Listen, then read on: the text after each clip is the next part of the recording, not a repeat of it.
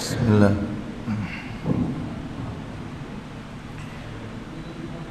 Assalamualaikum warahmatullahi wabarakatuh.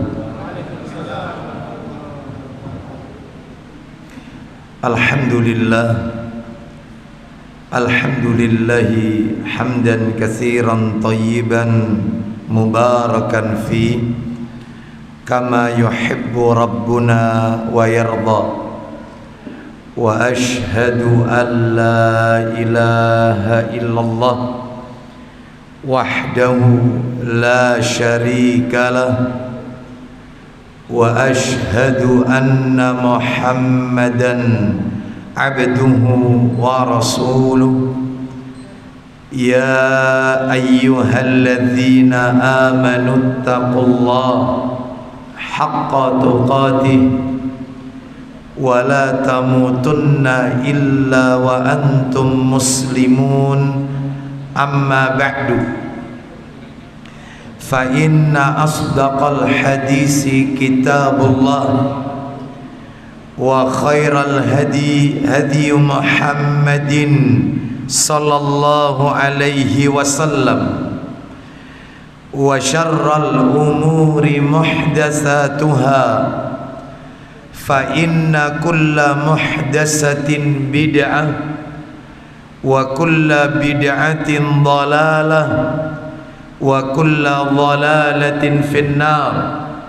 Ikhwan wa akhwati fillah, bapak-bapak, ibu-ibu, kaum muslimin dan muslimah, jamaah salat maghrib Masjid Al-Hikmah yang semoga dimuliakan oleh Allah Subhanahu wa ta'ala. Kepada segenap pengurus yayasan dan takmir Masjid Al-Hikmah yang semoga dirahmati oleh Allah Subhanahu wa ta'ala, puji dan syukur senantiasa kita panjatkan kepada Allah Rabbul Izzati wal Jalalah atas segala karunia nikmat yang telah Allah berikan kepada kita, yang tentunya kita tidak akan pernah mampu, tidak akan pernah bisa menghitung-hitung nikmat tersebut. Allah Subhanahu wa ta'ala menegaskan di dalam ayatnya, wa in ta'uddu ni'matallahi la tuhsuha, dan jika kalian menghitung-hitung nikmat Allah, maka tentu kalian tidak akan pernah mampu, tidak akan pernah bisa untuk menghitung-hitungnya. Mulai kita bangun dari tidur sampai kita tidur kembali, bahkan tidur itu sendiri merupakan bagian dari karunia nikmat Allah yang wajib untuk kita syukuri. Semoga kita semua tercatat di sisi Allah hamba-hamba yang pandai bersyukur kepada Allah Subhanahu wa ta'ala. Sebagaimana Nabi sallallahu alaihi wasallam mengajarkan kepada kita sebuah doa, yang doa itu kita baca setiap selesai sholat fardu, dan isi doa itu adalah kita meminta pertolongan kepada Allah agar kita dijadikan hamba yang pandai bersyukur. Doa itu berbunyi, Allahumma a'inni ala dzikrika wa syukrika wa husni ibadatika. Ya Allah, tolonglah aku untuk menjadi seorang hamba yang banyak mengingatmu, banyak bersyukur kepadamu, dan memperbagus ibadah kepadamu. Semoga kita semua dijadikan oleh Allah hamba-hamba yang senantiasa pandai bersyukur kepada Allah Azza wa Jalla. Bapak Ibu sekalian rahimani wa rahimakumullah, tidak memperpanjang muqaddimah, maka pada malam hari ini topik yang akan kami angkat ke permukaan, karena pertemuan kita ini adalah pertemuan yang sifatnya adalah insidentil, maka temanya pun yang kami ambil adalah tema yang sifatnya tematik. Dan pembahasan yang akan kita bahas kami beri judul Jangan Sakiti Saudaramu, jangan menyakiti orang mukmin, jangan kau sakiti saudaramu. Bapak Ibu sekalian rahimani wa rahimakumullah, sebagaimana kita ketahui bersama bahwasannya akhir-akhir ini yang namanya menyakiti orang yang beriman nampaknya menjadi sesuatu yang lumrah. Bentuknya beraneka ragam Bapak Ibu sekalian. Ada yang menyakiti fisiknya, ada yang sampai menyakiti dengan merusak kehormatan saudara kita, yaitu seorang muslim. Padahal melakukan dosa yang ada kaitannya dengan hablum minan nas itu dampaknya lebih berat di sisi Allah ketimbang melakukan dosa yang ada hubungannya dengan hak-hak Allah. Orang yang melalaikan kewajibannya kepada Allah, tidak sholat, tidak membayar zakat, tidak berpuasa di bulan Ramadan, maka dengan dia taubat nasuha, melakukan sholat sunnah taubat, berjanji untuk tidak mengulanginya kembali, selesai perkaranya, dan mudah-mudahan Allah mengampuninya. Tetapi melakukan dosa yang ada kaitannya dengan hakul adami, hak-hak anak Adam, disakiti fisiknya, diambil hartanya, dihilangkan nyawanya, dirusak kehormatannya, macam-macam bentuknya, maka nggak bisa, nggak cukup dengan istighfar, nggak cukup dengan sholat sunat taubat, nggak bisa. Konsekuensinya besar Bapak Ibu sekalian. Dia harus yaitu meminta kehalalan, dia harus meminta maaf kepada orang yang dia zalimi tersebut. Oleh karena itu ini menunjukkan kepada kita bahwasannya melakukan perbuatan dosa yang ada kaitannya dengan hakul adami ini berat. Makanya 14 abad yang silam Rasulullah sallallahu alaihi wasallam di dalam sebuah hadis yang disahihkan oleh Syekh Muhammad Nasiruddin Al-Albani rahimahullah. Sayang kitabnya tidak saya bawa ini, yaitu kitab Sahih Al-Jami'us Shaghir, hadis nomor 3961 dari sahabat Anas bin Malik radhiyallahu an. Dia berkata, Nabi sallallahu alaihi wasallam beliau bersabda. Kita dengarkan baik-baik apa sabdanya Nabi. Az-zulmu salasatun. Kata Nabi, kezaliman itu ada 3. Orang melakukan perbuatan zalim itu ada 3. Yang pertama kata Nabi, fadzulmun la yaghfiruhu Allah. Kezaliman yang Allah tidak akan pernah turunkan ampunan.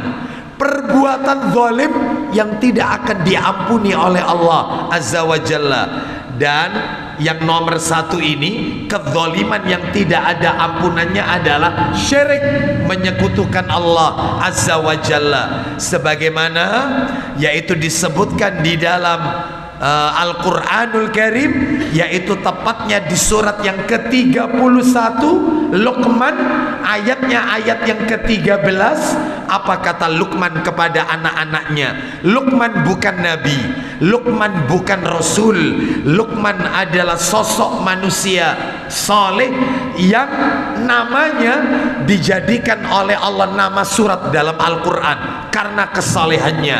Dan dia berwasiat kepada anaknya. Apa kata Luqman kepada anak-anaknya? Ya bunayya la tusyrik billah, inna syirka la zulmun. Itu yang perlu digarisbawahi.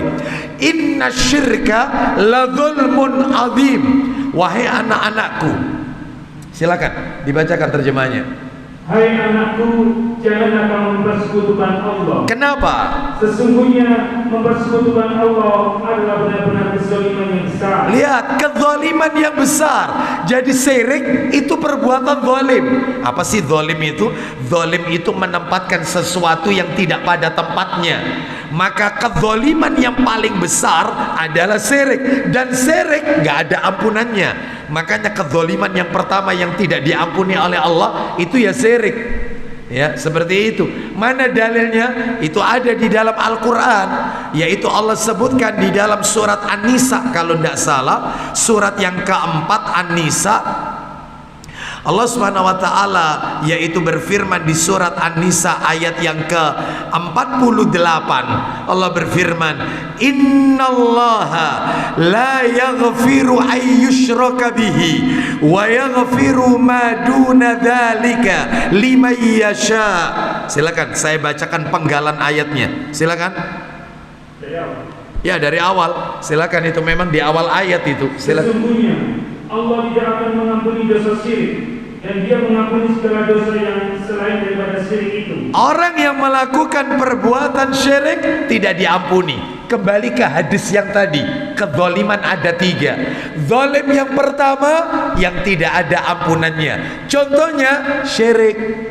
Kezaliman yang kedua, wa dzulmun yaghfiruhu, kezaliman yang Allah akan ampuni. Perbuatan zalim yang diampuni oleh Allah Azza wa Jalla. Zalim kayak apa itu Ustaz? Contohnya kezaliman yang diampuni oleh Allah, menzalimi diri sendiri.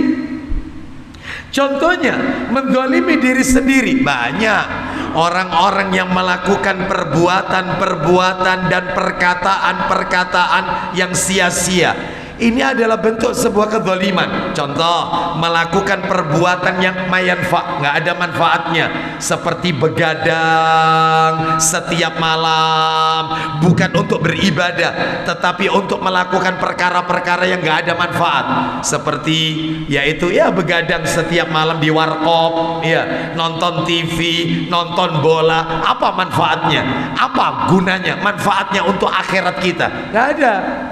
Nggak ada manfaatnya. Oleh karena itu ini merupakan bentuk kezaliman, sehingga badan menjadi kurus, sakit, dan seterusnya. Berarti dia menzalimi diri sendiri. Termasuk itu Ustaz ya, merokok itu juga masuk menzalimi diri sendiri. Ya pastilah, pasti ya. Merokok itu menzalimi diri sendiri, itu ya. Bagaimana tidak? Wong kita itu bakal ditanya oleh Allah nanti di hari kiamat. Apa kata Nabi di dalam riwayat Tirmidzi? Yaitu Nabi mengatakan, la tazulu qadama abdin yaumal qiyamah min a'mal la tazulu qadama abdin yaumal qiyamah illa, ya kata Nabi, kecuali 4 perkara, kata Nabi. Tidak akan pernah bergeser kaki seorang hamba kelak pada hari kiamat sampai hatta yus'ala an arba, sampai dia ditanya oleh Allah 4 perkara. Dan salah satu dari 4 perkara ini, saya nggak akan baca semua karena sesuai dengan materinya saja. Salah satu dari 4 perkara ini adalah anjismihi fima abla, tentang tubuhnya, jasadnya itu dia gunakan untuk apa? capeknya, lelahnya, tubuhnya itu digunakan untuk apa? Oleh karena itu jangan main-main. Setiap kita pasti ditanya oleh Allah. Berarti menzalimi diri sendiri, yaitu salah satunya adalah dengan merusak badannya.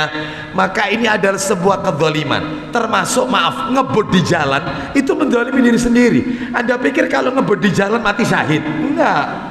Jelas enggak? Wong jelas kok ulil amri sudah menetapkan jalan di kota nggak boleh lebih 40 km per jam. Selesai. Jalan di tol maksimal 100 atau maksimal 80. Selesai. Ini tidak, di atas 120 ngebut, kecelakaan, syahid, sangit. Nggak bisa. Karena dia satu menolak ulil amri, menentang kebijakan ulil amri. Satu. Yang kedua adalah dia menzalimi, dia tahu ini kecepatan tinggi bisa membahayakan dirinya, menzalimi diri sendiri. Oleh karena itu maka ya dosa yang kayak begini, tapi masih diampuni, masih diampuni kalau dia sempat bertobat kepada Allah. Yang ketiga lah ini yang termasuk materi kita malam hari ini, kezaliman yang nomor 3. Wa dzulmun la yatrukuhu. Apa itu? Kezaliman yang tidak mungkin dibiarkan oleh Allah, kezaliman yang tidak mungkin dilepas oleh Allah. Jadi ada syaratnya, diikat oleh Allah Azza wa Jal dengan syarat. Apa itu? Yang nomor 3 ini contohnya kezaliman yang tidak akan dilepas, tidak akan dibiarkan oleh Allah Azza wa Jalla, yaitu menzalimi saudara kita sesama muslim mukmin. Seperti itu. Nggak boleh menzalimi mereka, menyakiti mereka, mengambil barangnya, mencuri, menggelapkan, menipu saudara kita sampai dengan merusak kehormatannya, menuduhnya tanpa bukti, termasuk menghilangkan nyawanya dan seterusnya. Jadi sekian banyak berbagai macam bentuk yaitu kezaliman. Oleh karena itu Bapak Ibu sekalian, izinkan saya malam hari ini di Masjid Al-Hikmah materinya adalah membahas jangan sakiti saudaramu. Baik, sebelum materi ini berjalan lebih jauh, saya akan bacakan satu ayat Quran sebagai kata pengantar, satu firman Allah dalam Al-Quran, satu firman Allah sebagai muqaddimah, kata pengantar, baru kita akan masuk materi inti kita. Loh, dari tadi belum muqaddimah itu tadi ya. Allah Subhanahu wa taala berfirman di dalam Al-Qur'an surat nomor 33 Al-Ahzab ayatnya 58. Silakan. Al-Ahzab ayatnya 58. Allah Subhanahu wa taala berfirman, ya, surat nomor 33 Bapak Ibu sekalian, ya, ayatnya ayat yang ke-58. Ya, betul. Walladzina yu'dzunal mu'minina wal mu'minati bighairi maktasabu faqad ihtamalu buhtanan wa isman mubina. Silakan. Dan orang-orang yang menyakiti orang-orang mukmin dan mukminat tanpa kesalahan yang mereka perbuat. Ulang lagi. Dan orang-orang yang menyakiti orang-orang mukmin dan mukminat tanpa kesalahan yang mereka perbuat. Orang-orang yang menyakiti orang-orang mukmin laki-laki dan mukmin perempuan, mukminat, tanpa ada kesalahan yang mereka perbuat, mereka nggak berbuat salah, disakiti, maka sesungguhnya mereka telah memikul kebohongan dan dosa yang nyata. Nah, mereka telah memikul sebuah kebohongan dan dosa yang nyata. Maksudnya dosa yang nyata, dosa yang besar. Bapak Ibu sekalian, Bapak Ibu sekalian, ayat ini menarik. Kenapa? Karena kata para alim ulama, maknanya ayat ini ada dua. Sebagaimana disebutkan di dalam tafsir Ibnu Katsir, ayat ini mengandung dua makna. Makna yang pertama, yang dimaksud ayat ini menyakiti mukmin laki-laki dan mukminat, mukmin perempuan, maksudnya adalah menyakiti para sahabat-sahabat Nabi, baik sahabat Nabi dari kalangan kaum laki-laki maupun sahabiah, sahabat Nabi dari kalangan kaum wanita. Ya, siapa Ustadz orang yang suka menyakiti para sahabat Nabi? Siapa lagi kelompoknya kalau bukan Syiah Rafidhah? Nah, mereka menyakiti Abu Bakar dan Umar radhiyallahu anhuma.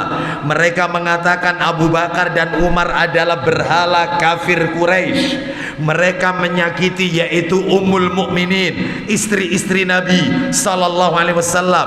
Mereka mengatakan istri-istri Nabi itu bukan Ummul Mukminin, tetapi Ummu Syurur, ibunya orang-orang yang jelek. Bahkan mereka mengatakan Aisyah radhiyallahu anhuma, mereka katakan yaitu bukan wanita mukminat, tetapi Aisyah dikatakan oleh orang-orang Syiah, waliyadzubillah min hadzal kalam. Kita berlindung kepada Allah dari kalimat-kalimat seperti ini. Apa itu?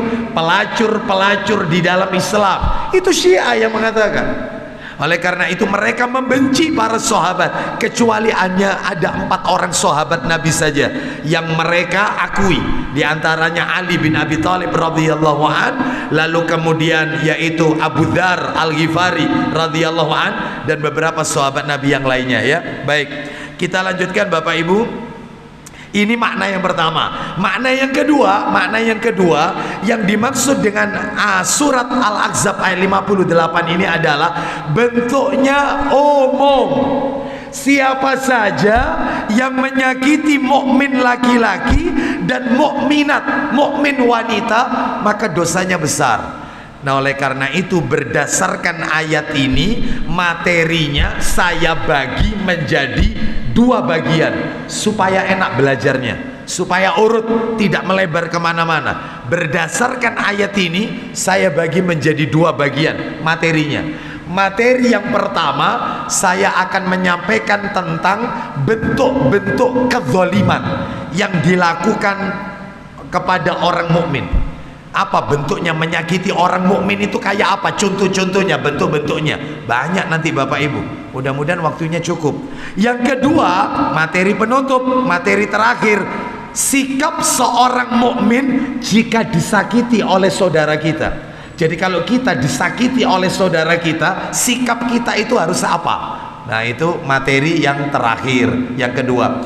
Tapi kita akan bahas yang pertama lebih dahulu. Ini yang agak panjang, yaitu bentuk-bentuk menyakiti orang mukmin. 1. Bentuk yang pertama, membunuh orang mukmin tanpa hak. Membunuh orang mukmin tanpa hak. Maksudnya tanpa hak, tanpa alasan yang dibenarkan oleh syariat. Lu memangnya memang ada membunuh yang dibenarkan oleh syariat? Ada. Contohnya masalah-masalah had, kafarat seperti kisos, rajam, itu dibenarkan. Contohnya seperti orang yang berzina, dia sudah pernah menikah, ya harus dirajam sampai mati. Contohnya lagi mencuri, potong tangan. Lah yang seperti ini dibenarkan oleh syariat, dan itu pun yang melakukan eksekutornya ulil amri, bukan kita, bukan ulil amri. Lah kalau negaranya tidak memakai yaitu hukum Quran dan Sunnah, ya sudah ikuti aja hukum yang berlaku di negeri tersebut, itu aja. Ya, baik, kita lanjutkan Bapak Ibu sekalian, ya, kita lanjutkan. Jadi intinya yang nomor 1 ini adalah membunuh seorang mukmin tanpa hak. Ya, tanpa hak, tanpa dibenarkan oleh syariat. Jadi tanpa dia melakukan kesalahan dibunuh. Contohnya banyak, antar supporter bola nggak terima kesebelasannya kalah, nyawa melayang. Tersinggung dikit, nyawa melayang. Kemarin di layar kaca kita, seorang anak yaitu tidak diberi warisan oleh orang tuanya dibunuh. Loh, ada yang tega membunuh saudara kandungnya, ada yang tega membunuh istrinya. Bayangkan, lantaran kecemburuan dalam hatinya. Jadi murah sekali nyawa manusia saat ini, seperti itu. Begal untuk merampas, dia tega membunuh saudaranya. Lah yang kayak begini, ini masuk kezaliman, bentuk-bentuk menyakiti orang mukmin. Mana dalilnya? Ayo dibuka Quran surat An-Nisa ayat 93. An-Nisa 93. Allah berfirman, "Wa may yaqtul mu'minan muta'ammidan fajaza'uhu jahannam khalidan fiha wa ghadiba Allahu alaihi wa la'anahu wa a'adda lahu 'adzaban 'azima." Wih, 5 hal bertubi-tubi Allah berikan hukuman bagi mereka yang menghilangkan nyawa saudaranya sendiri. Silakan. 93. Dan barang siapa yang membunuh seorang mukmin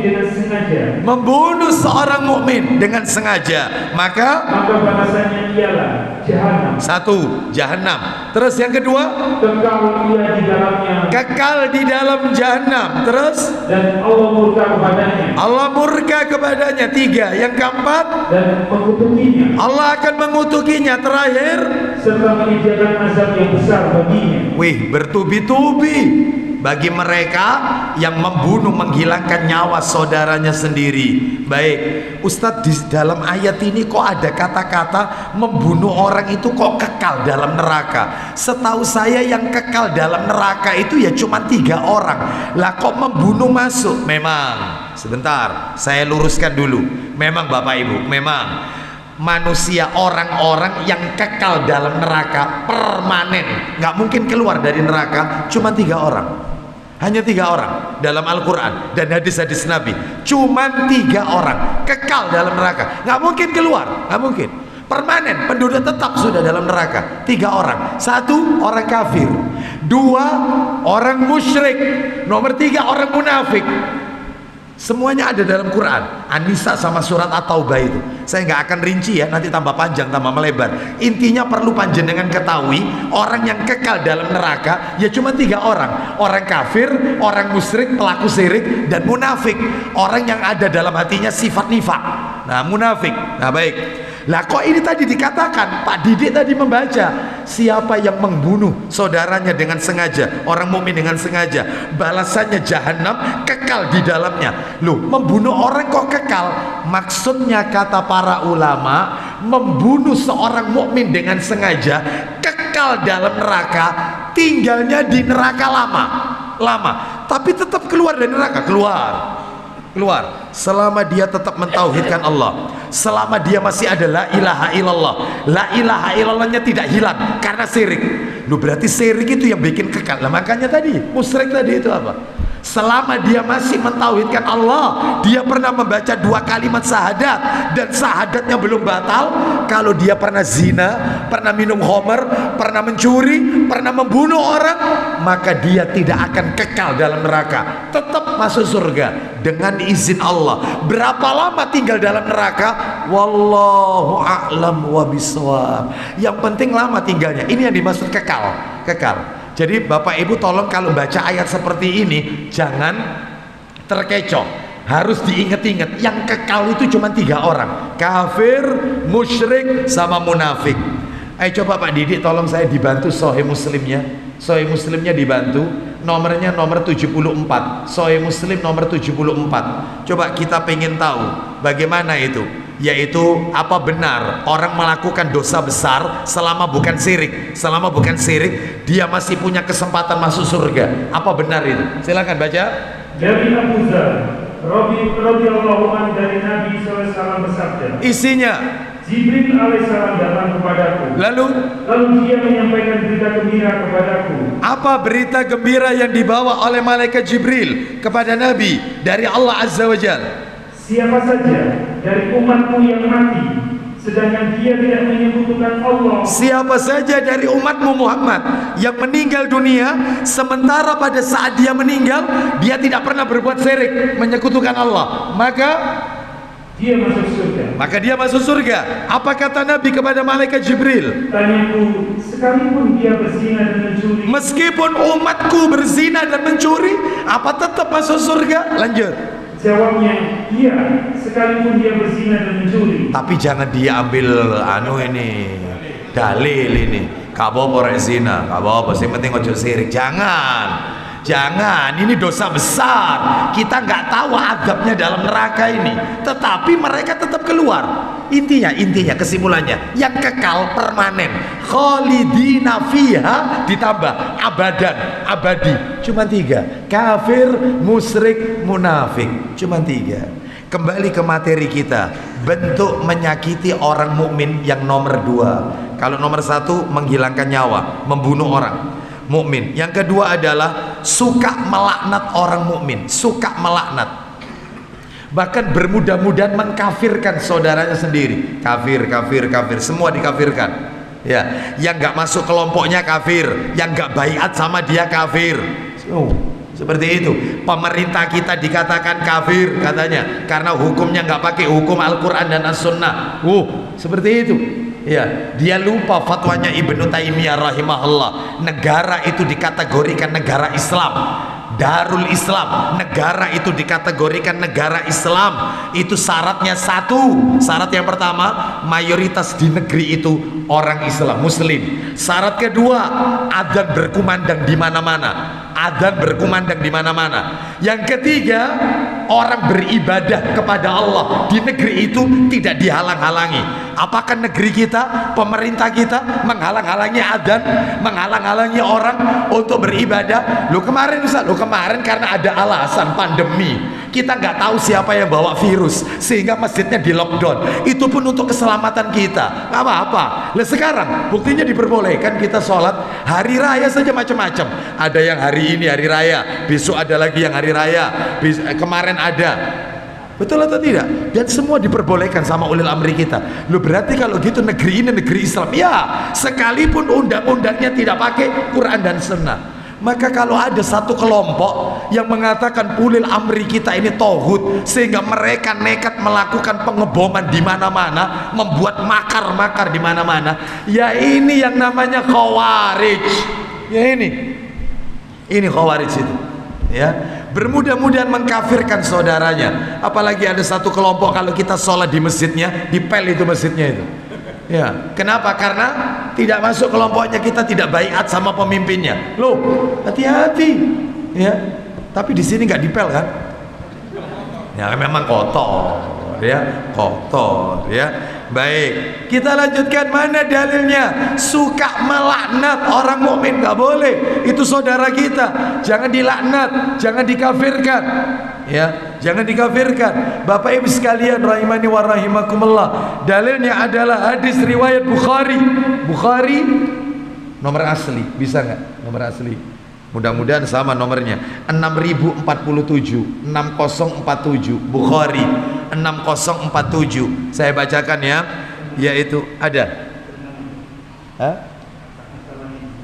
Barang siapa melaknat seorang mukmin sama dengan dia membunuhnya. Saya bacakan dalilnya saja. Nabi sallallahu alaihi wasallam bersabda, "Wa man la'ana mu'minan fahuwa kaqatlihi, wa man qadhafa mu'minan bi kufrin fahuwa kaqatlihi."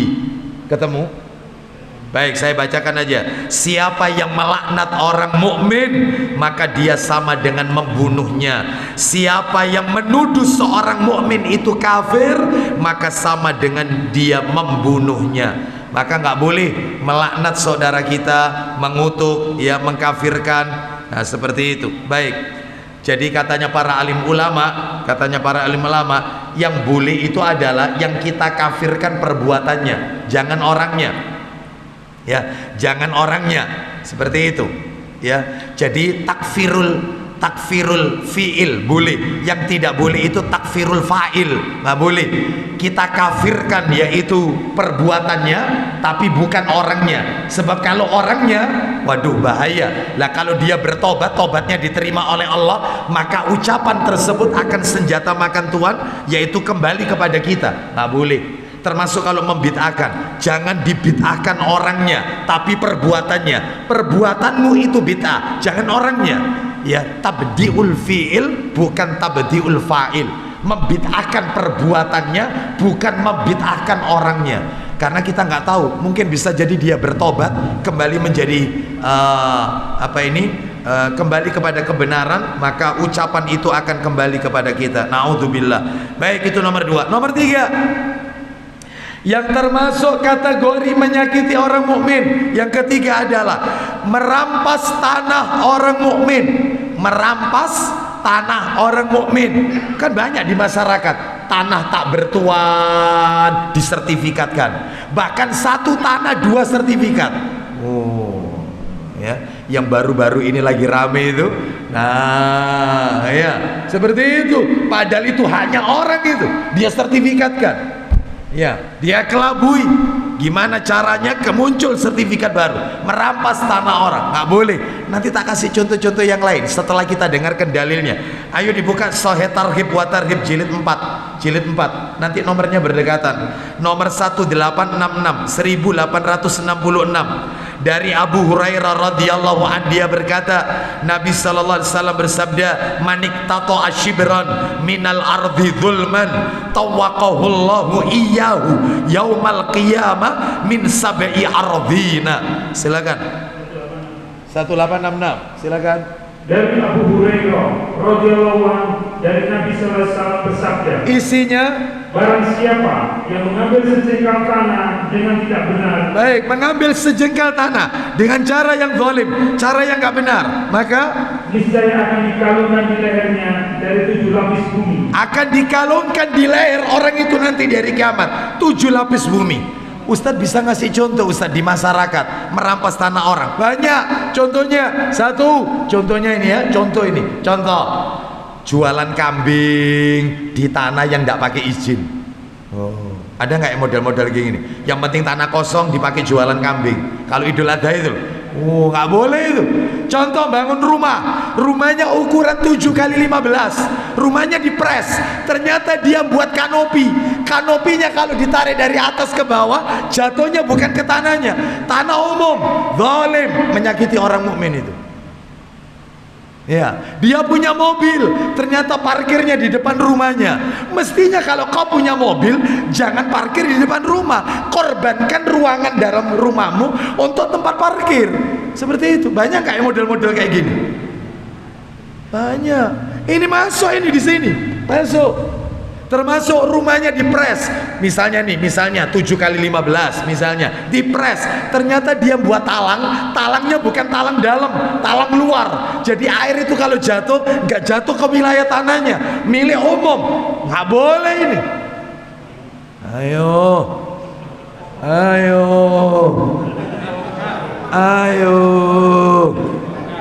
Banyak nggak ya model-model gini? Oh banyak, mentang-mentang beli mobil terus gak dibuat parkir, sehingga parkir di depan rumah, sehingga orang itu tersendat akses jalannya. Nggak boleh, zalim ini. Nanti ini kena dalil ini, hati-hati. Termasuk ini, mohon maaf loh, minta maaf ini. Bangun rumahnya dipres ukurannya, ternyata rumahnya itu ndak ada, yaitu tanamannya ndak ada halaman. Lah dia ini hobi menanam bunga, ternyata potnya yang gede-gede itu ditaruh di depan rumah. Loh, saya tanya, di atas pot itu tanahnya dia atau tanah umum? Ya tanah umum, haram.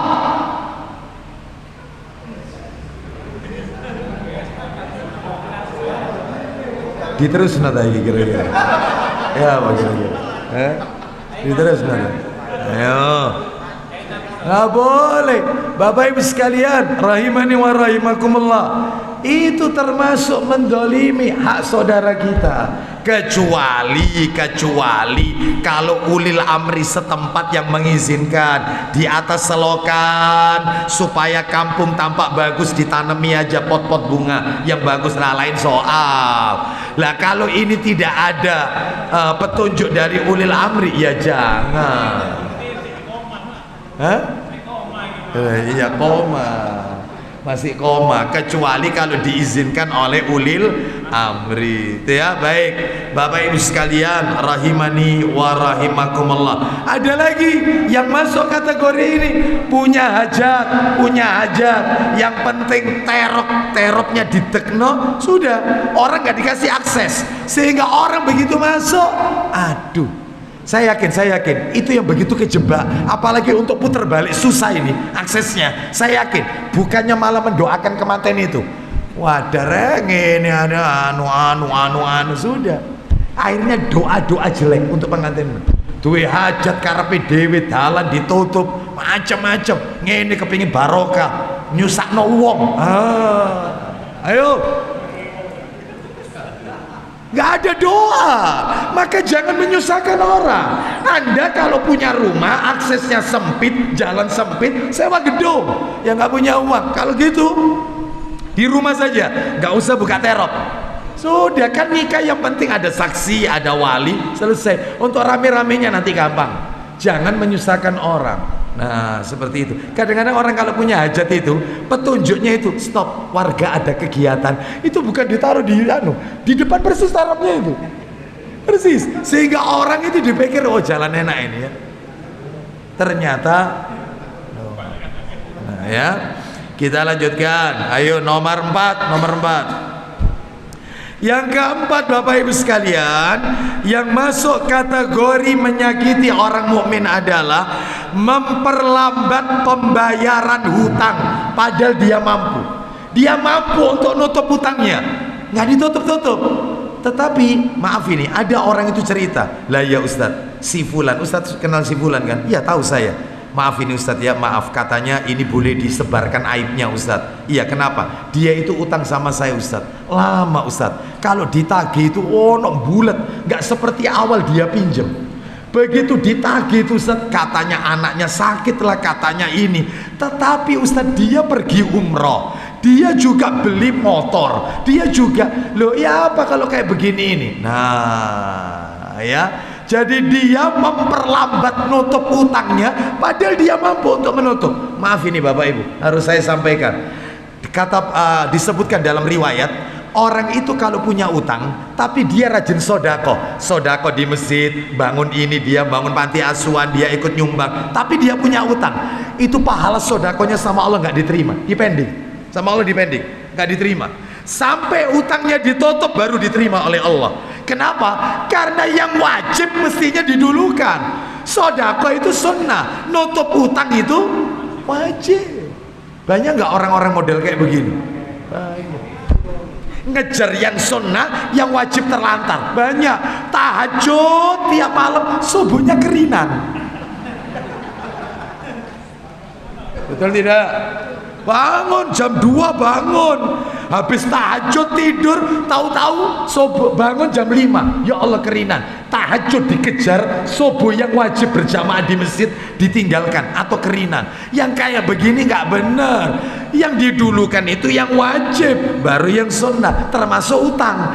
Utang ditinggalkan, tetapi suka bantu orang, bantu anak yatim, supaya apa? Supaya disebut, masya Allah orang ini sukanya nyumbang Masjid Al-Hikmah, masya Allah rezekinya, masya Allah orang ini. Tapi utang itu, dia banyak nggak yang kayak begini? Banyak, ya seperti itu, ya.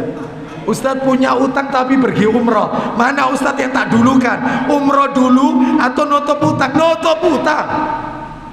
Nutup utang. Bapak Ibu tahu? Saya dengarkan, saya bacakan dalilnya. Orang itu kalau punya utang, meninggal dunia, maka rohnya nggak mungkin bisa masuk surga sampai utangnya itu dibayar. Makanya kalau ada orang tua meninggal dunia, meninggalkan utang, anaknya jangan ribut masalah warisan, jangan. Tutup dulu utangnya orang tua ini.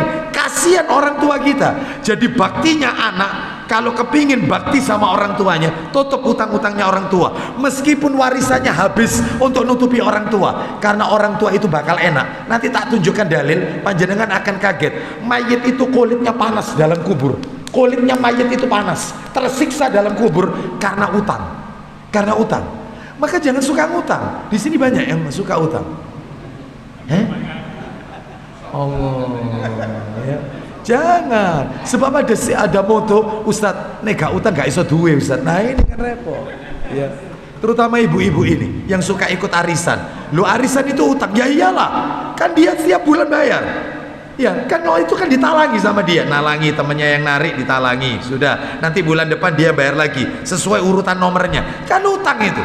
Nah, berarti hukumnya arisan tidak boleh? Boleh, mubah, nggak ada larangan, asalkan jangan sampai kemudian di dalam arisan itu ada hal-hal yang berbau riba. Jangan. Contohnya arisan berbau riba, misalnya yang ikut arisan 10 orang, maka bulan ini ketempatan orang nomor 1, terus setelah dikocok keluar nanti yang narik itu orang yang nomor 2. Di mana nanti arisan bulan depan? Di rumahnya Bu ini. Baik, bulan depan kan di rumahnya ibu itu. Orang itu dapat uang kan?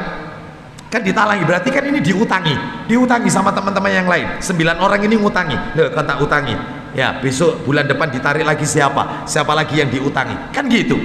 Ternyata bulan depan ketempatan di rumah ibu siapa itu, ibu ini menyediakan makanan ya minuman, maka kalau itu dimakan riba itu. Kullu qardin jarra manfaatin fahuwa riba. Setiap utang yang diambil manfaatnya maka itu riba. Lah terus supaya tidak riba gimana? Maka kalau bisa masing-masing anggota arisan itu bawa makanan sendiri aja. Jangan membebani orang yang narik itu.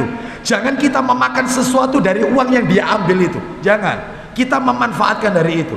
Nah ini bahaya. Sama dengan Anda kalau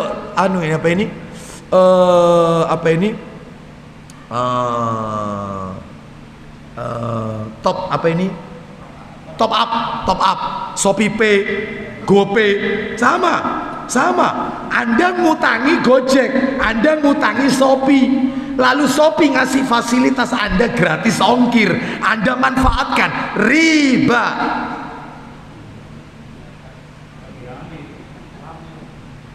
Terus caranya nggak usah top up, kan bisa. Atau Ustadz kalau misalnya bayar di tempat itu apa? COD. Nah itu lebih baik dah, COD. Sudah. Karena apa? Kalau kita melakukan top up ya, maka Shopee akan memberikan fasilitas gratis ongkir, biaya ongkir dicoret, tinggal harganya tok. Kita ambil, kita manfaatkan, ya riba. Kenapa? Karena kita ngutangi. Kullu qardin jarra manfaatin fahuwa riba. Setiap utang yang diambil manfaatnya kita ngutangi, lalu kita menerima manfaatnya, itu nggak boleh. Jadi kalau bisa nggak usah top up. Lah kalau etol, apa manfaatnya etol? Anda mendapatkan apa? Wong Anda etol itu manfaatnya yaitu Anda top up 500.000 akan berkurang ketika Anda gesek di tol. Selesai. Mereka memberikan apa ke kita? Nggak ada. Seperti itu. Lah kalau beda sama OVO atau apapun ya, uang elektronik beginilah yang banyak yang seperti ini, maka ini nggak boleh ya. Hindari. Kembali bahas masalah utang tadi. Ayo dibuka Sahih Muslim 1529, Muslim 1529, yaitu dari Abu Hurairah radhiyallahu an. Silakan. 1529 ya. Dari Abu Hurairah radhiyallahu an, katanya Rasulullah SAW bersabda, Matlul ghaniyyi zulmun. Ya, silakan. Mengulur-ulur waktu pembayaran hutang bagi yang mampu adalah suatu kezaliman. Menunda-nunda hutang padahal dia mampu untuk melunasinya, maka itu adalah sebuah kezaliman. Saya tambahkan lagi yang tadi saya janjikan, ruhnya mayat itu terkatung-katung, nggak bisa masuk surga karena utangnya. Buka Sahih Targhib wa Tarhib jilid 4, nomornya 1811 1811. Ayo 1811. Saya baik. Kita kita tuntaskan ini dulu aja. Setelah itu kita dengarkan kumandang adzan Isya. Ayo Pak Didi. Ya Pak Didi silakan. Dari Abu Hurairah radhiyallahu anhu dari Nabi sallallahu alaihi wasallam bersabda. Isinya ruh seorang mukmin itu terhalangi masuk surga. Sampai karena hutangnya hingga dilunasi. Baik, bahkan disebutkan dalam riwayat yang lain, meskipun dia mati syahid, tetap nggak bisa masuk surga karena utang. Ya, karena utang, hati-hati dengan hutang ini. Baik, termasuk cerita yang tadi saya singgung, kulitnya mayit itu panas dalam kubur sampai utangnya dilunasi. Itu di nomor yang berdekatan, 1812 kalau tidak salah, 1812. Kalau tidak salah, hadisnya panjang ya. Baik, kita akan baca setelah kumandang adzan Isya. Setelah itu kita lanjutkan sedikit. Wassallallahu ala nabiyyina wa ala alihi washabihi wasallam.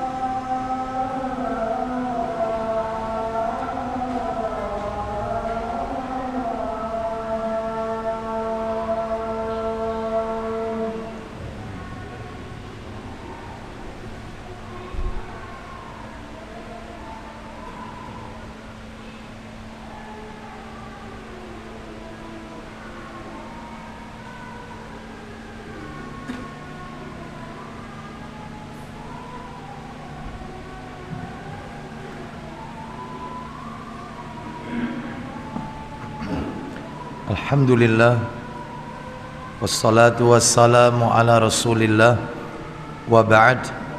Kita lanjutkan Bapak Ibu sekalian, rahimani wa rahimakumullah. Kita dengarkan satu hadis saja, yaitu yang terkait dengan orang-orang yang tidak menutup utangnya, maka menjadi sebab dia akan mendapatkan azab kubur. Mana dalilnya? Silakan Sahih Targhib wa Tarhib, nomornya 1812. Silakan dibaca. Dari Jabir radhiyallahu anhu, ia berkata, Ya. ada seorang laki-laki meninggal dunia. Terus. Maka kami memandikannya, mengafaninya, Terus? dan membalurnya dengan wangian. Kemudian kami membawanya kepada Rasulullah SAW agar beliau mensolatkannya. Baik, dibawa kepada Nabi agar Nabi menyolatkan jenazah itu. Lanjut. Kami berkata, solatkanlah dia. Terus. Maka beliau melangkah satu langkah lalu bersabda, Apa kata Nabi kepada para sahabat sebelum beliau menyolati jenazah itu? apakah ia mempunyai tanggungan hutang? Apakah mayit ini punya hutang? Lanjut. Kami menjawab, 2 dinar. 2 dinar. Dia punya hutang 2 dinar. Kata Nabi, solati mayit ini. Aku tidak. Nabi tidak mau menyolati jenazah yang punya hutang.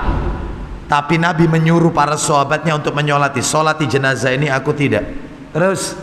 Maka beliau berbalik. Ya. Lalu hutangnya itu ditanggung oleh Abu Qatadah. Nah, ada sahabat Nabi berkata, namanya Abu Qatadah radhiyallahu an, aku yang akan menutup hutangnya mayit ini wahai Rasulullah. Solati jenazah ini, aku yang akan nutup.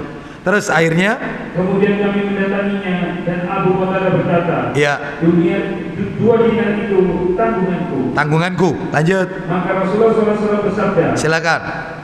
apakah dengan pernyataan tersebut hak orang yang memberi pinjaman sudah ditunaikan? Apakah telah bebas darinya? Baik, apakah perkataan ini menjadi tanggunganku, berarti mayit sudah tidak punya utang? Lanjut. Ia menjawab, iya. Ya, tidak punya utang lagi, cuma 2 dinar. Akhirnya disolati sama Nabi karena ada yang menanggung. Singkat cerita, lanjutkan. Maka beliau mensolatkannya. Terus. Kemudian satu hari sesudah itu berarti mayit itu sudah mendekam dalam kubur semalam. Karena 1 hari setelahnya, apa kata Nabi kepada para sahabat? Beliau bersabda, apa yang telah dilakukan oleh 2 dinar itu? Bagaimana dengan 2 dinar itu? Bagaimana? Sudah ditunaikan 2 dinar itu?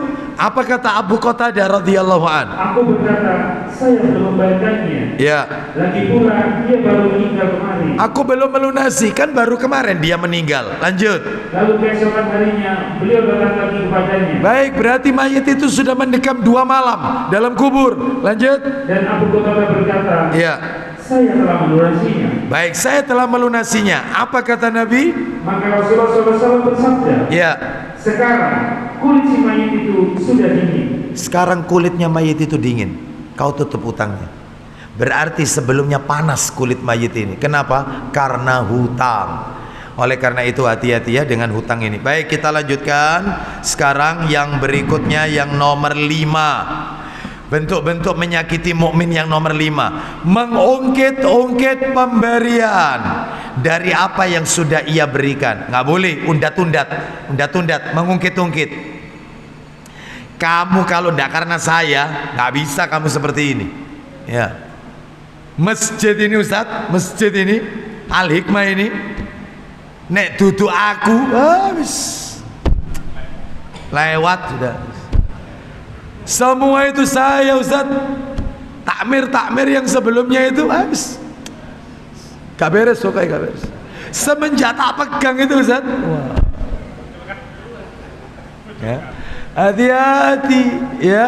Dia mengundat-undat, mengungkit-ungkit. Ya, kamu kalau tidak karena saya itu dan seterusnya. Kadang-kadang ada orang tua itu undat-undat ke anaknya dengan mengatakan, "Mama kurang apa sama kau?" Oh, ya. Kau minta ini belikan, minta ini belikan. Tapi apa buktinya? Nah, itu undat-undat, nggak boleh. Yang ikhlas saja karena Allah Azza wa Jalla, ya. Baik. Mana dalilnya? Dalilnya Al-Baqarah ayat 264. Al-Baqarah ayat 264. Ya ayyuhalladzina amanu la tubtilu sadaqatikum bil manni wal adha. Silakan. 264. Betul. Hai orang-orang yang beriman. Hai orang-orang yang beriman, janganlah kamu menghilangkan pahala sedekahmu Terus dengan menyebut-nyebutnya dan menyakiti perasaan si penerima. baik, sampai di situ aja, nggak boleh menyebut-nyebutnya. Kemudian kita lanjutkan, yaitu yang keenam. Yang keenam yaitu berbisik-bisik dengan temannya tanpa mengajak orang yang ketiga. Nggak boleh bisik-bisik. Jadi ada 3 orang, yang 2 itu bisik-bisik, maka tentunya orang ketiga ini akan tersakiti. Oh, kira-kira rek sing diomongno iki ya. Nah, betul atau tidak? Nggak boleh ini. Ya, apa ini kira-kira? Nggak boleh ini. Kecuali kalau banyak orang kayak begini. Lalu kemudian saya dengan Pak Didi berbisik-bisik, nggak apa-apa. Kalau banyak orang. Ini kalau cuma bertiga, yang 2 orang ini pasti orang yang ketiga. Apa ya sing diomong kok aku kok gak dijak ngomong ya. Nah itu nggak boleh, itu menyakiti, nggak boleh. Mana dalilnya? Dalilnya silakan dibuka Sahih Bukhari, nomornya 17, Sahih Muslim aja, Sahih Muslim nomornya 2046 2046. Ayo Muslim 2046 2046, silakan ya. Dari Abdullah radhiyallahu anhu katanya, Ya, silakan. Rasulullah SAW bersabda, Isinya, apabila kamu bertiga, maka janganlah yang dua orang berbisik tanpa yang ketiga. nah terus Sebelum dia bergaul dengan orang-orang lain. baik. Kenapa? Karena hal itu dapat menyinggung perasaan. Nah, menyakiti nggak boleh. Kita lanjutkan yang ke-7. Melihat isi rumah orang lain tanpa izin. Melihat isi rumah orang lain tanpa izin. Jadi kalau mau bertamu, biasanya loh ya, sudah dibel 3 kali, orang tuan rumahnya nggak keluar-keluar, biasanya apa yang dilakukan? Kaca itu ditempelkan sambil gini. Nah itu ya, pagar itu sampai dinaiki. Assalamualaikum, assalamualaikum. Ya Allah, cukup 3 kali kita salam, kita bel 3 kali atau salam, ternyata nggak ada jawaban, pulang. Ini nggak puas, lari ke belakang, gedor dari belakang. Nah, seperti itu ya, sampai ditanyakan tetangganya ikut juga mengetuk pintunya. Maka yang kayak begini nggak perlu ya. Apalagi makanya kalau kita mengetuk pintu yang rumah itu tidak ada pagernya, langsung kita ketemu dengan pintu rumahnya, maka jangan berdiri tepat di depan pintu itu, tetapi bergeserlah di salah satu sisi pintu, yang ketika orang itu membuka pintu, kita tidak tahu isi dalam rumah orang itu. Mungkin ada istrinya belum pakai jilbab, mungkin ada anak perempuannya membuka aurat dan seterusnya. Maka jangan langsung berhadapan, ambil sisi sampingnya. Begitu aturan mainnya bertamu itu. Ya, ini tidak kaca itu loh, sampai kaca itu nempel dahinya. Ada nggak yang kayak gini? Ya, nempel. Nah, seperti itu, ya, nggak boleh. Ya, kadang-kadang yang ngetuk pintu itu adalah mertua, ya, menantunya buka apa itu, sebelum dibuka lihat tabir. Tekoman ya wong iki. Ini mana nih, menantu bakhil ya, menantu bakhil ini, menantu yang tidak nggak ada kan menantu seperti ini di sini kan, nggak ada yang ngaku mungkin juga. Kita lanjutkan ya, harus berbuat baik. Dalil, melihat isi rumah orang lain tanpa izin, wah keras sekali ini, saya aja nggak sanggup baca hadisnya. Ayo dibuka Sahih Muslim 2019 Nabi SAW bersabda, manik tola'a fi baiti qaumin bi ghairi idhnihim faqad halalahum an yafqa'u ainahu. Silakan. Dari Abu Hurairah radhiyallahu anhu, Nah, dari Nabi SAW bersabda, isinya siapa menengok ke dalam rumah seseorang tanpa izin pemiliknya, ngintip. Lanjut. mereka boleh mencongkel mata orang itu. Jangan ya. Mereka boleh mencongkel mata orang itu. Halal loh. Ini Nabi mengatakan, hanya saja tentunya bagi kita yang mungkin orang itu belum tahu dalilnya, disampaikan hujah, tunjukkan dalil, tunjukkan bagaimana adab bertamu yang baik dan seterusnya ya. Baik, kita berikan penjelasan kepada saudara-saudara kita. Berarti ini hadis yang tadi kita dengarkan itu ancaman keras dari Nabi sallallahu alaihi wasallam. Kita lanjutkan yang keberapa? 8. Hati-hati. Sebelum nomor 8 ini hati-hati. Termasuk membuka statusnya orang. Status orang di WA. Kadang-kadang, mohon maaf, jelas ada nama akhwat di situ, dipencet statusnya, des. Akhwat ini lagi makan di mana? Kan banyak akhwat yang model kayak begini, di mana diposting, di mana selfie, dimasukkan status. Kita lihat raut wajahnya, haram. Bojone sapa ayu? Ya Allah, kok bening betul? Ya, nggak boleh, haram. Hah? Nggak ada koma, titik. Ya. Karena kalau larangan itu tidak ada dispensasi untuk melanggar larangan. Ya, kalau perintah ada dispensasi. Nggak boleh ya. Jadi kalau bisa hindari ya. Kecuali kalau statusnya itu sesama ikhwan. Apa sih? Begitu nanti statusnya itu kok ada keluarganya, maka pindah yang lain aja. Itu ya. Baik. Kita lanjutkan. Nomor 8. Yang ke-8 adalah menyakiti kaum mukminin, menyakiti kaum muslimin dengan merokok di depannya. Saya mau tanya, mana lebih dahsyat, perokok pasif atau perokok aktif? Pasif. Mereka yang menghirup asap itu lebih berat dampaknya. Maka dengan merokok di depan saudara kita, maka ini adalah sebuah bentuk kezaliman, menyakiti saudara kita. Dia mendolimi dirinya sendiri dan mendolimi orang lain.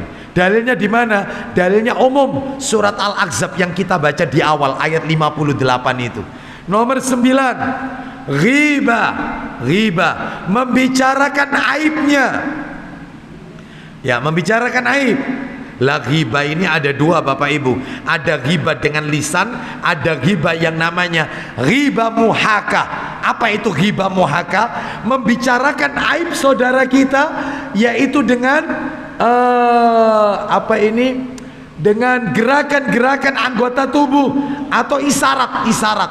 Contohnya Aisyah pernah melakukan ini. Aisyah dalam riwayat Abu Dawud, dia mengatakan, wahai Rasulullah, istrimu Sofia radhiyallahu anha itu begini dan begini. Apa maksudnya begini dan begini? Pendek dan tubuhnya gemuk. Itu Nabi marah. Apa kata Nabi? Apa kata Nabi kepada Aisyah radhiyallahu anha? Wahai Aisyah, apa yang kau lakukan ini kalau dicelupkan di air laut, maka air laut itu akan berubah sifat dan warnanya, akan berubah. Nggak boleh seperti itu. Termasuk yang kayak begini, model-model begini. Ada teman kita lewat, kita ngasih isyarat sama teman kita yang ada di kejauhan.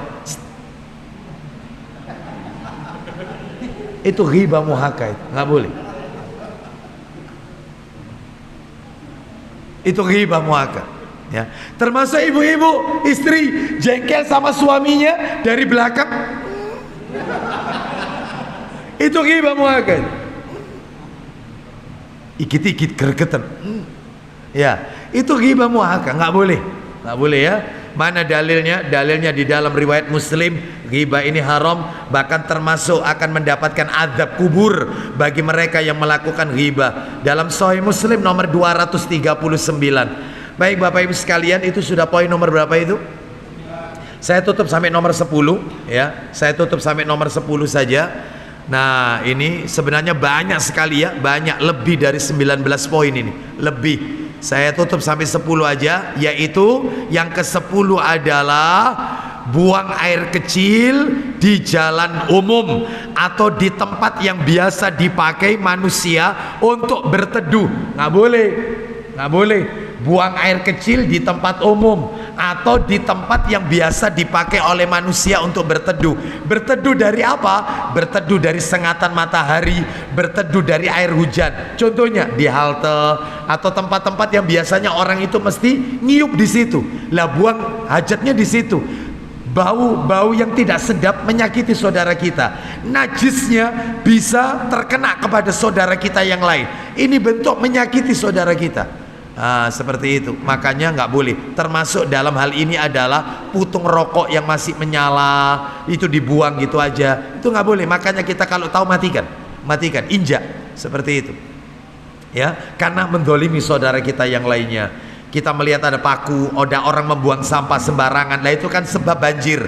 Maka kalau bisa selamatkan saudara-saudara kita dari gangguan saudara-saudara kita yang lainnya. Wallahu a'lam wa bishawab. Mana itu dalilnya buang air di jalan umum? Dalilnya Abu Dawud nomor 25. Nanti bisa dibaca sendiri.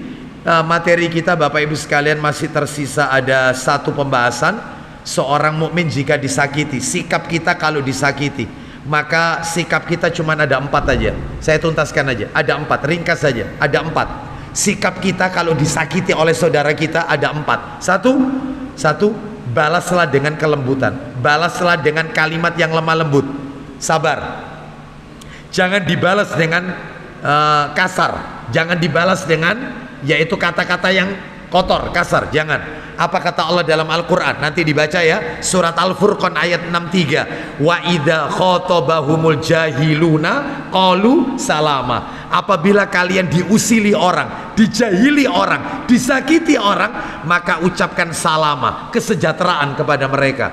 Jangan kejelekan dibalas kejelekan, jangan. Ini yang pertama. Yang kedua, berusahalah menjadi orang yang pertama kali menyapa orang. Berusaha. Jadi kalau kita disakiti orang, maka upayakan kita yang pertama kali menyapa orang itu. Kalau kita ucapkan salam tidak dijawab sampai 3 kali nggak dijawab, ya tolong dibuka Sahih Targhib wa Tarhib nomor 2758. Ayo 2758 jilid 5 2758. Cepat dikit 2758 cepat dikit.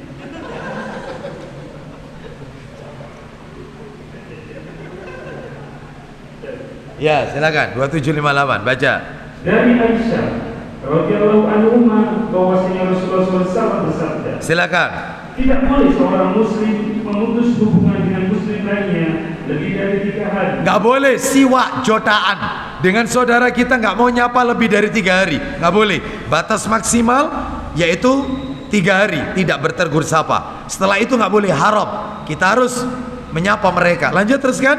Apabila berjumpa dengannya lalu memberi salam kepadanya 3 kali, namun semuanya itu dia tidak membalasnya. Baik, jadi sebentar. Kalau kita menyampaikan salam, assalamualaikum, sekali nggak dijawab, assalamualaikum nggak dijawab, kita sudah mendekat, assalamualaikum nggak dijawab juga, maka kata Nabi, silakan. Maka sungguh dia pulang dengan membawa dosa orang yang memberi salam. Semua dosa-dosa kita yang menyampaikan salam itu diambil semua oleh orang itu, semuanya. Jadi kita ketemu saudara kita, mungkin karena kita bukan kelompoknya, kita beda keyakinan atau apa dalam masalah madzhab atau apa misalnya ya. Kan ada yang kayak begini, ketemu tidak mau menjawab waalaikumsalam, kita ucapkan salam ini, assalamualaikum, diam aja, assalamualaikum, dia tidak tuli kok, assalamualaikum nggak dijawab, assalamualaikum nggak dijawab, ya sudah, biarkan. Dosa kita hari itu semuanya diambil oleh dia, tapi nggak usah kita tambahkan. PN dosaku PN. Nggak usah ditambah, itu nambahin dosa lagi. Yang ikhlas saja, nggak usah ditambahi begitu. Itu otomatis dosa kita dia yang ambil semuanya. Naudzubillah. Nomor 3, sabar. Harus sabar berhadapan dengan orang yang suka mengganggu kita, apalagi di masyarakat kita. Kita dikatakan teroris, kita dikatakan aliran-aliran yaitu garis keras, atau kita dikatakan yaitu aliran kebanjiran karena celana kita cingkrang, kita dikatakan seperti kambing karena kita berjenggot. Nggak usah marah, sabar. Kenapa? Kita dengarkan hadisnya. Buka Ibnu Majah yang biasa antum buka itu, nomornya sama di kitab Ibnu Majah, nomor 3273 Ibnu Majah 3273. Ayo kita dengarkan. Kata Nabi, al-mu'minul ladzi yukhalitun nas wa yasbiru ala adahum. Silakan. Ayo. Dari Ibnu Umar radhiyallahu anhu ia berkata, Ya, Rasulullah SAW bersabda, isinya. orang mukmin yang bercampur atau berinteraksi dengan orang lain. Nah ini orang mukmin yang berinteraksi dengan mukmin yang lain. Terus. Dan ia dapat bersabar atas kejahatan mereka. Nah dia sabar karena diganggu terus. Ya, karena diganggu terus. Bahkan kita nggak disukai oleh masyarakat, dibenci. Seperti itu. Tapi dia tetap sabar dan tetap berinteraksi, tetap berbuat baik. Lanjut. Lebih besar ganjarannya, Lebih besar pahalanya di sisi Allah daripada orang mukmin yang tidak bercampur dengan orang lain. Terus. Dan tidak dapat bersabar atas kejahatan. Lebih besar pahalanya daripada orang mukmin yang tidak mau kumpul sama orang. Nah, wis gak usah kumpul ambil uang, gak usah wis. Percuma kita itu Jangan. Kerja bakti, ikut kerja bakti. Ya, waktunya beberapa, kalau nggak salah tadi ya, pemerintah Surabaya, wali kota menerapkan kerja bakti massal. Tadi pagi kan, ikut. Seperti itu. Bahkan mereka belum datang, kita orang pertama datang. Mereka belum bawa konsumsi, kita bawa konsumsi. Ya, seperti itu. Ya, maka dalam hal ini tetap berinteraksi. Jangan kemudian kita mengasingkan diri kita. Eksklusif, jangan. Makanya saya tidak sepakat, tidak setuju kalau ada ide rumah perumahan salaf. Nggak bener, nggak setuju saya.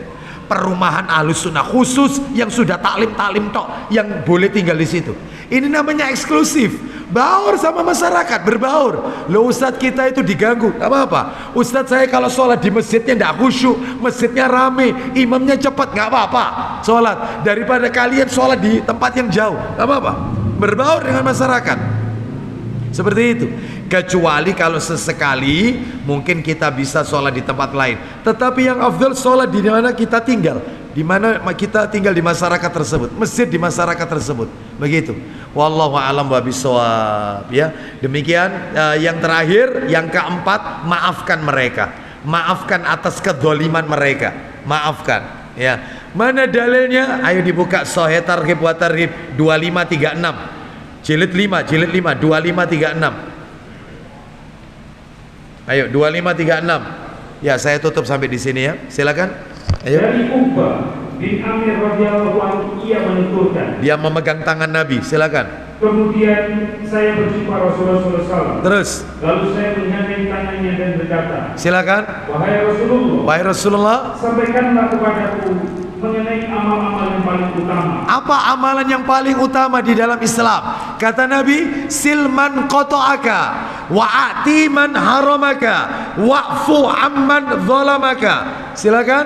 Beliau bersabda, 1. wahai Uqbah, Ya. jadilah hubungan dengan orang yang memutus hubungan denganmu. Bersilaturahimlah dengan orang yang suka memutus hubungan dengan dirimu. Pak, Bu, kalau saya berbuat baik dengan Anda baik dengan saya, impas. Ibarat main bola 0-0 skornya, nggak ada nilai lebih, nggak ada. Yang diinginkan oleh penonton itu kalau nonton bola, salah satu kesebelasan kan unggul. Misalnya, maaf ini, saya jahat kepada Anda, saya tidak menyapa Anda, saya pelit sama Anda, tetapi Anda tetap baik kepada saya, itu yang namanya added value, nilai tambah 1-0. Itu yang diinginkan kalau nonton bola. Ada salah satu yang menang. Jadi kalau saya baik dengan Anda baik kepada saya, impas, tidak ada nilai lebih. Makanya kata Nabi, jalinlah hubungan silaturahim dengan orang yang memusuhi kita. Jadi mereka yang membenci kita, tambah kita deketi. Kita undang nggak mau datang, kita WA ya, kita masukkan grup, dia left, keluar dari grup, nggak mau nyapa kita, tetap kita perbaiki hubungan dengan mereka. Tetap sanggup kira-kira ini? Insya Allah tidak sanggup, Ustaz. Berat ini. Ya, berat ini. Nomor 1. Nomor 2. Berikan orang yang tidak memberimu. Berikan hartamu kepada orang yang pelit dengan dirimu. Jadi kalau punya tetangga pelit, justru kita yang justru suka memberi kepada mereka. Dan yang ketiga, dan berpalinglah dari orang yang menzalimimu. Baik, baliknya ada terjemahan yang lain. Wa'fu amman dzalamaka. Silakan. Di dalam satu riwayat disebutkan, maafkanlah, maafkan orang yang menzalimimu. Maafkan orang yang menzalimimu. Pak, Bu, di dalam Al-Quran tidak ada kata-kata minta maaf. Ana ulang, Di dalam Al-Quran tidak ada kata-kata mintalah maaf, nggak ada. Semua konteks dalam Al-Quran, khudil afwa, jadilah engkau pemaaf, wal afina anin nas, maafkan kesalahan orang. Semua dalam Quran, maafkan, maafkan, maafkan, jadilah pemaaf. Tidak ada kata minta maaf. Kenapa? Karena orang memaafkan itu derajatnya lebih berat, lebih mulia daripada orang minta maaf. Orang minta maaf itu gampang, gampang. Ya, apalagi kalau Idul Fitri, saya ketemu sama tetangga itu, Idul Fitri habis sholat Id, itu ketemu saya dari kejauhan, Pak Ustadz, kosong-kosong ya. Enaknya impas Pak Ustadz ya, lahir batin kosong-kosong. Orang minta maaf itu gampang, tetapi memaafkan orang yang suka nyakiti kita susah. Makanya memaafkan itu lebih berat daripada minta maaf. Makanya isi Quran itu tinggi bahasanya, maafkan, maafkan, maafkan. Wallahu a'lam bishawab. Mudah-mudahan Allah senantiasa meridhoi semua amal ibadah kita. Mudah-mudahan Allah memberikan kita kesabaran atas kedzaliman yang dilakukan oleh saudara-saudara kita kepada kita. Wallahu a'lam bishawab. Ini ada 5 buku. Saya bertanya karena waktunya ya. Saya bertanya nggak semuanya ya. Silakan boleh angkat tangan. Ibu-ibu tentunya nggak bisa ya. Nggak bisa karena nggak tahu ya. Baik, bapak-bapak saja kalau gitu buku ini. Saya bertanya nih. Ya. Bisa? Ibu-ibu? Nggak bisa ya? Saya bertanya, tolong siapa di antara panjenengan panitia yang menentukan siapa yang angkat tangan? Ya, bukan saya. Tolong Bapak Ibu sebutkan, tolong sebutkan. Ya. Tolong sebutkan 3 orang yang kekal di dalam neraka. Siapa mereka? 3 orang. Yang siapa ini? Siapa ini? Saya nggak tahu. Panjenengan mestinya di sini. Siapa? Oh, ibu-ibu. Ibu-ibu. Siapa ini? Ya, ayo. Silakan. Ya, Bu. Ya, Ibu. Ya, Ibu yang di depan saya. Ya, langsung, Bu. Langsung. Loh, nggak jawab. Saya kembalikan ke bapak-bapak. Silakan, Pak. Ayo. Munafik? Taib, silakan, Pak. Kesuwen. Saya minta cepat, ya. Saya minta cepat. Tolong sebutkan Bapak Ibu sekalian. Pertanyaan saya, tolong sebutkan 3 saja bentuk kedzaliman kepada saudara kita. 3 saja bentuk mendolimi saudara kita, menyakiti saudara kita. 3 saja. Kan tadi ada 10 saya sebutkan. 3 saja. Apa itu? Ya, Mas. Apa, Mas, yang keras? Ya. 1. Nomor 2. Terus? Baik, memperlambat pembayar hutang. Silakan, Mas, diambil ya. Baik.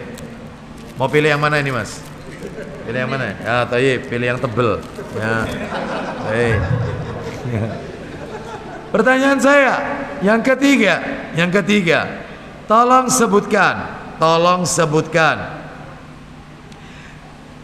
disebutkan yaitu siapakah nama sahabat Nabi yang dikatakan oleh orang Syiah sebagai berhala kafir Quraisy. Ya, belakang sendiri. Ya, pintu yang dekat pintu. J, panjenengan. Monggo, Pak. Sama? Ya, silakan, Pak. Ya, Masya Allah, barakallahu fiik. Bapak pilih yang tipis apa yang tebel?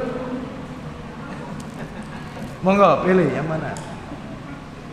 Ah, yang tebel juga. Ya. Baik. Pertanyaan saya berikutnya. Saya mau bertanya, tolong sebutkan 3 macam bentuk kedzaliman. Zalim itu dibagi 3. Ada zalim apa? Kedzaliman yang bagaimana? Ayo, ya silakan Ibu. Yang angkat tangan sampai tangannya metu rek. Silakan. Hah? Kenapa, Bu?